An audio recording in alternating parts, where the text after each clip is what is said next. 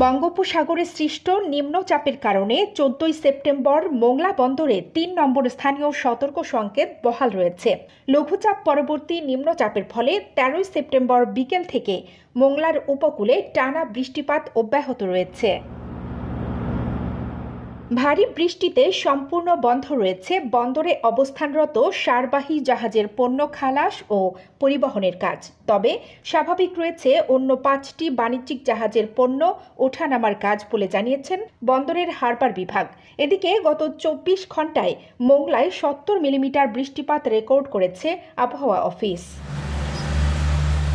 মোংলা আবহাওয়া office in charge Mohammad Harunur Rashid বলেন, নিম্নচাপের প্রভাবে বৃষ্টিপাত ও ঝড়ো বাতাস আগামী কয়েকদিন ধরেই অব্যাহত থাকবে।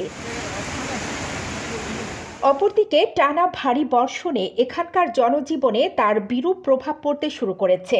বৃষ্টির পানিতে নিচু এলাকায় জলাবদ্ধতা সহ চিংড়ি ঘের তলিয়ে ক্ষতির আশঙ্কায় স্থানীয়রা। এছাড়া এক ধরনের বৈরী আবহাওয়া বিরাজ করায় লোকজনের স্বাভাবিক কাজকর্ম বিঘ্নিত হচ্ছে। শহরে দোকানপাট খুলেছে কম, তবে এতে বেশি বিপাকে পড়েছেন দিনমজুরেরা। কানিজ ফাতেমা, নিপা, খবর সংযোগ।